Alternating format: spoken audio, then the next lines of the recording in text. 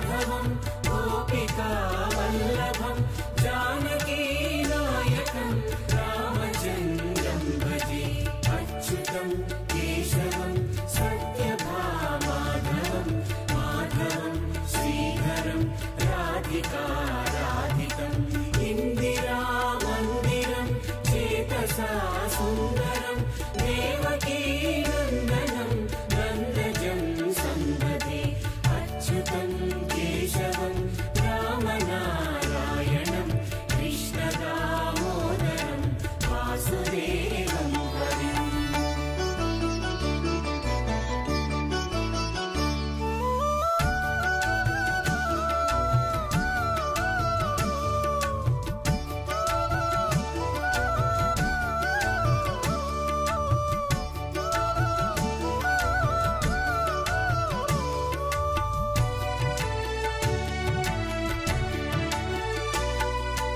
विष्णवे जिष्णवे शङ्खिने चक्रिणे रुक्मिणी रागिणे जानकी जानये वल्लवी वल्लभायार्चितायात्मने कंसविध्वंसिने वंशिने ते नमः कृष्ण गोविन्द हे रामनारायण श्रीपते वासुदेवाजिता श्रीनिधे अच्युतानन्त हे माधवाधोक्षजा द्वारकानायका द्रौपदी रक्षका अच्युतं केशवं रामनारायणं कृष्णदामोदरं वासुदेवं हरिम्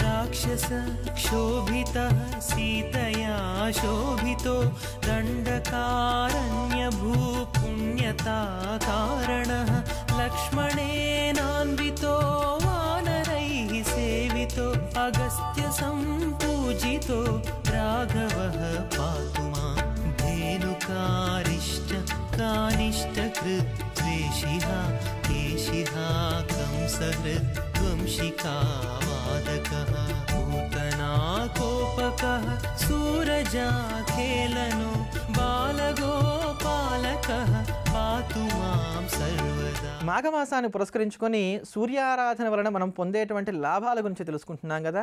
ఆ క్రమంలో ఈ రోజున రైతులందరికీ కూడా ఉపకరించేటువంటి సూర్యారాధన గురించి తెలుసుకుందాం. ఇది రైతులతో పాటు మనం కూడా ఆచరించవచ్చు. మన ఇంట్లో ఎప్పుడు కూడా ధాన్యం నిలవ ఉండాలి, ధాన్యానికి ఏనాడు కూడా లోటు రాకూడదు. బియ్యపు బస్తాలు ఎప్పుడు చక్కగా సమృద్ధిగా ఉండాలి, కందిపప్పు మినపప్పు అన్నీ కూడా చక్కగా సమృద్ధిగా ఉండాలి, దేనికి మేము లోటు పడకూడదు అనుకునేటువంటి వారందరికీ కూడా ఉపయోగపడుతుంది ఆరాధన. అదే ప్రకారంగా వ్యవసాయదారులకైతే ఖచ్చితంగా ఉపయోగపడి తీరుతుంది అని చెప్పుకోవచ్చు. దీనికి ఉపయోగపడేటువంటి స్వరూపం ఏమిటి? ఆదిత్యుడికి సంబంధించినటువంటి పూష స్వరూపము. 12 స్వరూపాల్లో పూషుడు అని పిలవడేటువంటి సూర్యుడు ఎవరైతే ఉన్నారో ఆ సూర్యుడే హరితవర్ణంగా మారేటువంటి సూర్యుడు. అంటే ఈ యొక్క ధాన్యాల్లో కానీ లేకపోతే కనుక చెట్లలో కానీ ఉండేటువంటి హరితవర్ణం ఏదైతే ఉందో, ఆకుపచ్చగా ఉండేటువంటి విషయం ఏదైతే ఉందో దాని అందరికి కూడా కారకమైనటువంటి స్వరూపం పూష స్వరూపం. అందుకనే ఓం పూషాయ నమః. రైతులైతే ఎవరైతే ఉన్నారో వారు నిత్యం కూడా పొలాలకు వెళ్ళినప్పుడు, అదే ప్రకారంగా రైతులు కానటువంటి వారు ఎవరైతే ఉన్నారో వారు ఇంట్లో ఉన్నప్పుడు నిత్యం కూడా స్నానం చేసిన తర్వాత శుచయ్యాక తూర్పు ముఖంగా నిలబడి సూర్యుడికి నిత్యం చక్కగా అర్ఘ్యం ఇచ్చి ఓం పూషాయ నమః, ఓం పూషాయ నమః, ఓం పూషాయ నమః అంటూ 108 సార్లు కనుక జపం చేసినట్లయితే చక్కటి ధాన్య వృద్ధిని పొందగలుగుతారు. ధాన్యం ఇంట్లో ఎప్పుడు కూడా నిలవ ఉంటుంది. రైతులకైతే కనుక పంట నష్టాలు ఏవి కూడా ఏర్పడవు. ఈ రైతులైన వారందరూ కూడా పొద్దునే నిద్రలేచిన తర్వాత చక్కగా సూర్యనారాయణమూర్తికి అర్ఘ్యం ఇవ్వండి. అట్లా ఇంటి దగ్గర చేయండి, అలానే పొలానికి వెళ్ళాక పొలం దగ్గర కూడా చేయండి. ఒక రావి చెంబు నిండా నీళ్ళు తీసుకొని మనస్ఫూర్తిగా నమస్కారం చేసుకొని మా పంట బాగా పండాలి నమస్కారం చేసుకొని చక్కగా సూర్యుడికి అర్ఘ్యం ఇచ్చి ఆ భగవంతుడి యొక్క నామం అయినటువంటి ఓం పూషాయ నమః అనబడేటువంటి ఈ నామాన్ని 108 సార్లు జపం చేస్తూ వచ్చినట్లయితే కనుక ఖచ్చితంగా పంట వృద్ధి చెంది తీరుతుంది. అలానే గృహస్థులకైతే అంటే ఇంట్లో ఉండేటువంటి వారికైతే గనక ఇంట్లో ఉండేటువంటి ధాన్యం నష్టపోకుండా ఉండటానికి, వస్తువులు పాడవకుండా ఉండటానికి, వస్తువులు ఎక్కువ చక్కగా సమృద్ధిగా ఇంట్లో ఉండటానికి కారకం అవుతుంది. అంత హాయిగా మనందరం కూడా ఉపకరించేటువంటి తేలికైనటువంటి సూర్యారాధన ఈ ఆరాధన. ఈ ఆరాధన చేసేటప్పుడు ఒకవేళ మనకు అందుబాటులో కనుక ఎర్రగా ఉండేటువంటి గన్నేరు పూలు కనుక ఉన్నట్లయితే అందులో ఉండేటువంటి ఒక గన్నేరు పువ్వు తీసుకొని ఈ యొక్క రావి చెంబులో ఉండేటువంటి నీటిలో వేసి అర్ఘ్యం ఇవ్వడానికి ప్రయత్నం చేయండి. ఇందువలన ఇంకా త్వరగా మంచి ఫలితాలను కూడా మనం పొందగలుగుతాం. ఇటువంటి అమోఘమైనటువంటి అద్భుతమైనటువంటి పరిహారాల గురించి తెలుసుకోబోయే ముందుగా బాబావారికి సంబంధించిన కాగడ హారతిని శ్రవణం చేద్దాం. ధన్యులమవుదాం.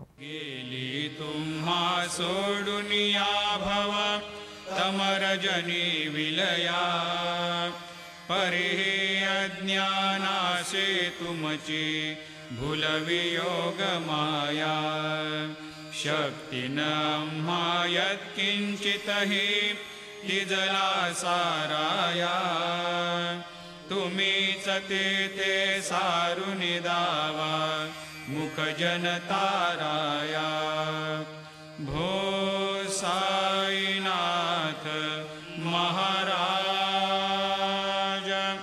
भवति मिरनाश करवे अज्ञानी अमे किते तव वर्णावे थोरवे ते वर्णिता भागले बहुवदने शेष विधि कवे सकृप होऊनि महिमा तुमचा तुम्हीच वदवावा आधिव्याधि भवतापवारुनि ताराजड जीवा उठा उठा श्री साईनाथ गुरु चरण कमल दावा आधिव्याधि भवतापवारुनि ताराजड जीवा भक्तमनी सद्भाव धरुनि जे तुम्हानुसरले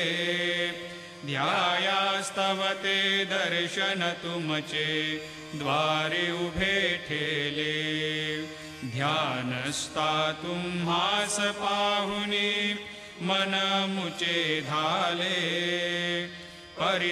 परित्वद्वचनामृत प्राशायाते आतुर झाले उघडो नेत्र कमला दीनबंधो रमाकांता पाहि वा कृपा दृष्टे बालका जशी माता रंजवी मधुरवाणी हरिताप साईनाथा अमीच फुले कार्यास्तव तुझ कष्टवितो देवा सहन करशील ऐकून द्यावी भेट कृष्ण धावा उठा उठा श्री साईनाथ गुरु चरण कमल दावा आधिव्याधि भवतापवारुनि ताराजड जीवा उठा पांडुरंगाता दर्शन द्या सकळा झाला ऋणोदय सरली निद्रेची वेळा संत साधू मुनी अवघे झाले ती गोळा. మన నిత్య దైనందిన జీవితంలో మనం ఎదుర్కొనేటువంటి సమస్యల నుంచి బయటపడడానికి గాను తేలిగ్గా ఉపకరించేటువంటి పరిహారాల గురించి మనం ప్రతిరోజు తెలుసుకుంటున్నాం కదా. ఆ క్రమంలో ఈ రోజున ముఖ్యమైనటువంటి పనుల్లో విజయం సాధించడానికి గాను ఉపకరించేటువంటి పరిహారాన్ని గురించి తెలుసుకుందాం. మనం ఇంట్లో నుంచి అడుగు బయటపెట్టి వెళ్ళేటప్పుడు ఏదైనా సరే ఒక కార్యక్రమం మీద వెళ్తున్నాం అనుకున్నప్పుడు విపరీత దిశలో 4 అడుగులు వేసి దాని తర్వాత మీ కార్యక్రమానికి వెళ్ళండి. విపరీత దిశ అంటే మీరు ఇంట్లోంచి అడుగు పెట్టారు, మీరు ఇంట్లోంచి అడుగు పెట్టిన తర్వాత రైట్ సైడ్గా మీరు వెళ్ళాలి అనుకున్నప్పుడు ముందు రైట్ సైడ్ వెళ్ళకుండా లెఫ్ట్ సైడ్గా 4 అడుగులు వేయండి. దాని తర్వాత వెనక్కి తిరిగి రైట్ సైడ్గా మీరు వెళ్ళాలనుకున్న పని మీద మీరు వెళ్ళిపోండి. అదే మీరు లెఫ్ట్ సైడ్గా వెళ్ళాలి పని మీద అలా అనుకున్నప్పుడు ఎడమ చేతి వైపు తిరగడానికి ముందుగా కుడి చేతి వైపు 4 అడుగులు వేసి దాని తర్వాత ఎడమ చేతి వైపు మీరు వెళ్ళాలనుకున్న పని మీద వెళ్ళిపోవచ్చు. ఇలా చేస్తూ ఉన్నట్లయితే కనుక ముఖ్యమైన విషయాల్లో మీరు అన్నింటా కూడా విజయాన్ని సాధించుకోగలుగుతారు. ఇంకా చాలా ముఖ్యమైన విషయం, అమ్మాయి పెళ్లి సంబంధం గురించి మాట్లాడడానికి వెళ్తున్నాం, లేదా ఒక ప్రమోషన్ వర్క్ మీద మనం వెళ్తున్నాం పెద్దవాళ్ళతో మాట్లాడడానికి, ఇట్లా అత్యంత ముఖ్యమైన విషయాల మీద వెళ్తున్నాం, ఇవాళ ఖచ్చితంగా మాకు కార్యజయం కావాలి అనుకునేటువంటి వారందరూ కూడా అద్భుతంగా ఉపయోగపడేటువంటి పరిహారం ఉంది. అయితే దీనికి గోశాల ఎక్కడుందో జాగ్రత్తగా చూసుకోండి. దగ్గరలో గోశాల ఎక్కడ ఉంది, లేదా ఆవులు ఎక్కడున్నాయో చూసుకొని ఆ ఆవు పేడ ఉంటుంది కదా, ఆవు వేసినటువంటి పేడ దగ్గరికి వెళ్ళి ఒక నిమ్మకాయ తీసుకొని ఆ నిమ్మకాయని కళ్ళగద్దుకొని ఆ నిమ్మకాయని ఆవు పేడలో మునిగే విధంగా ముంచేసి, అంటే ఆ నిమ్మకాయ మీద మొత్తం కూడా ఆవు పేడ అంతా ఉండే విధంగా జాగ్రత్త తీసుకొని దాని మీద కాస్త సింధూరం వేయండి. ఇలా ముంచేసిన తర్వాత ఆవు పేడ మీద కాస్త సింధూరం వేయాలి, ఎక్కువ కూడా అక్కర్లా. కాస్త సింధూరం వేసి మీరు ఏ పని మీద వెళ్తున్నారు, ఆ పని ఎలా అయితే మీకు మేలు కలుగుతుందో అదంతా కూడా మనసులోనే భగవంతుడు చెప్పుకుంటున్నట్టుగా ఆవు పేడ దగ్గర చక్కగా నమస్కారం చేసుకొని వెళ్ళిపోండి. ఆవు పేడ సాక్షాత్తు లక్ష్మి, నిమ్మకాయ సాక్షాత్తు దుర్గా. ఈ యొక్క సింధూరం ఏదైతే ఉందో ఇది మైత్రి నిలబెట్టడానికి ఉపయోగపడేటువంటి అద్భుతమైనటువంటి సౌభాగ్య ద్రవ్యము. వీటి యొక్క కలయిక కారణం చేత అమ్మవారి యొక్క అనుగ్రహం లభించి మనం ఏదైతే ముఖ్యమైన పని మీద వెళ్తున్నామో ఆ ముఖ్యమైన పని అయ్యి తీరుతుంది. ఇది ఏ రోజైనా సరిపడి చేసుకోవచ్చు. మీరు ఏ రోజు వెళ్తున్నారో ముఖ్యమైన పని మీద ఆ రోజే ఈ పరిహారం మాత్రం చేసుకోవాలి. ముందు చేస్తామంటే మనకి ఫలితాలు అంత గొప్పగా రావు కనుక ఆ రోజే ఈ ఫలితాన్ని మాత్రం ఆశించి ఈ పరిహారాన్ని చేసుకోవాలి. అదే ప్రకారంగా రేపటి రోజు మనందరికి కూడా రథసప్తమి పర్వదినం ఏర్పడుతున్నది కనుక పొద్దునే నిద్రలేవాలి, తలకు నూనె పెట్టుకోకుండా తలారా స్నానం చేయాలి. ముఖ్యంగా జిల్లేడు ఆకులను కానీ చిక్కుడు ఆకులను కానీ శిరస్సు మీద 2 భుజాల మీద ఉంచుకొని స్నానం చేయాలి. ఇలా చేయడం వల్ల 7 జన్మల నుంచి వచ్చేటువంటి పాపాలు, 7 విధములైనటువంటి పాపాలు ఏవైతున్నాయో ఇవన్నీ కూడా తొలగిపోతాయి. రేపటి రోజు యథాశక్తిగా దాన ధర్మాది క్రియలన్నీ కూడా చేయాలి. ఇంట్లో సూర్యనారాయణమూర్తిగా ఆవు పాలను పొంగించి అవి కూడా పేడ పిడకలు ఏవైతే ఉన్నాయో వాటి మీద ఈ యొక్క ఆవు పాలను పొంగించి వాటితో ఉండినటువంటి పరమాన్నాన్ని సూర్యనారాయణమూర్తికి నైవేద్యంగా అర్పణ చేయాలి. ఇలా చేయడం వలన సూర్యానుగ్రహంతో మనం ఆయురారోగ్యాలతోటి అష్టైశ్వర్యాలతోటి వర్ధిల్లగలుగుతాం. ఇటువంటి అమోఘమైనటువంటి విశిష్టమైనటువంటి అంశాలతోటి విశేషమైనటువంటి స్తోత్రాలతోటి అద్భుతమైనటువంటి పరిహారాలతోటి రేపటి అభిషేకం కార్యక్రమంలో మళ్ళీ కలుద్దాం. ఎల్లప్పుడూ దేశాన్ని ప్రేమిద్దాం, దైవాన్ని స్మరిద్దాం. స్వస్తి.